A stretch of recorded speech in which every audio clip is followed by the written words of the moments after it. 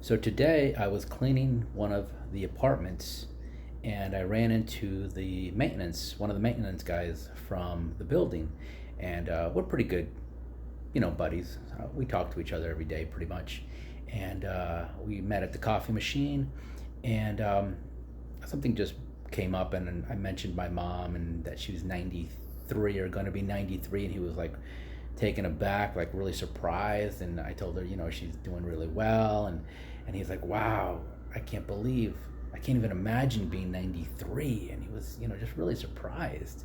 And I was telling him, that my mom, I believe the reason she has lived so long, actually, no, this is what started. He was grabbing an apple from the little basket next to the coffee machine, and I told him, I said, "Oh, that's the apple that rolled on the floor." And he looked at it and took a bite out of it. And I said, "You know what?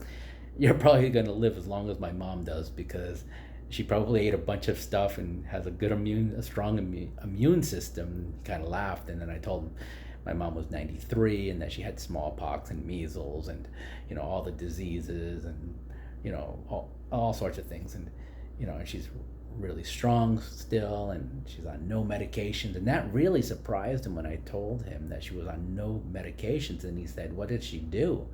And I told him that one is that she eats her regular meals. Everything's pretty much home cooked. At least when I was there, everything was home cooked. Now the helper is cooking meals, um, and they're all home cooked actually.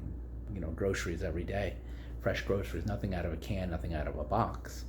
And I told them that that was one of the key things for her health. That and just genetics, and also having all those uh, early diseases and stuff like that that probably helped her become stronger. I mean, my mom is really strong, and mentally also is what really blows me away.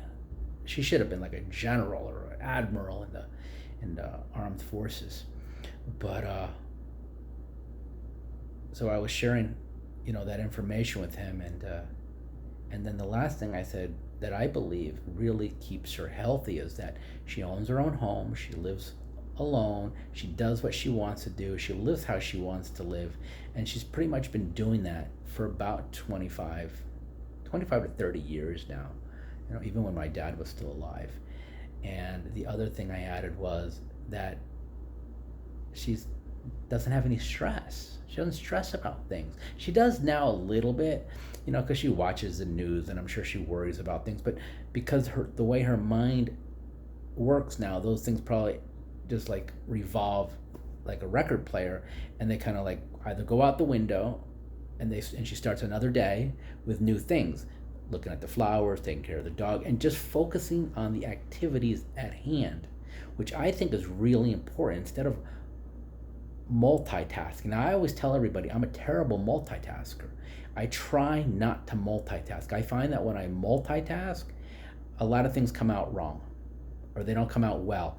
And I was looking at a photograph last night, about 3 o'clock in the morning or so, of me fishing. And the person that, I believe it was my brother, well, I know it was my brother that shot that photograph. I'm probably about 11 years old or so, between 10 and 12. And he captured me really focused on tying the knot when I was changing the lure. And that's when I am that's when I'm most successful, is when I'm focused on what I'm doing. And I believe that that type of focus, instead of multitasking, that type of focus that my mom does every day, routine. uh, she wakes up, puts the hot water on for the coffee, makes her oatmeal. Those activities that you do every day are the ones that keep you in a good, healthy rhythm. Now, some people may say that routines are bad. That may be true in some cases and when they're off balance. But for my mom, she's focusing on her activities, preparing her meals, taking care of the dog, making her bed, um, using the washroom, taking the bath, and stuff like that, are healthy. And they're in her environment that she's familiar with, that she's comfortable. And comfort is one of those things that is so, so important. Now, I'm constantly saying to myself, don't get too comfortable because a change is going to come, it's going to occur because changes always happen. And I like to be flexible where I can just drop everything and just take what I absolutely need instead of being full of clutter and full of things that don't really add to my quality of life. We think that those things add life, but they do not. And so I look back at my mother and I think, what is it that keeps her healthy? What has kept her healthy? And I just cannot stress enough that it's not having stress, or it's reducing the amount of stress. Living a type of life that you're not worried about things. We all have things that we have to worry about. We all have things that, are important to us in our daily lives. But we can, just like we clean out the refrigerator, just like we clean the toilet, just like we sweep out our living room or our kitchens, sweep out that additional stress. Get rid of those things. Really look at what you're doing and ask yourself, do I really need to do this? Do I really need to complicate my life? Do I need to take other people's problems and issues and grievances and make them mine? No. Focus on your health first. I think that's what my mom's been doing for many, many years now. Of course, there is some imbalances in some areas. We all have imbalances. We all need to look at those imbalances and try to correct those. Try to get a nice equilibrium. So I wanted to share that with folks because my mom is 93 and I looked at a video of her today. I talk to my mom almost every single day and I hear her and she knows who it is that's calling, and I can hear in her voice that she gets excited and happy. And those little moments of happiness, I think, also add life to her.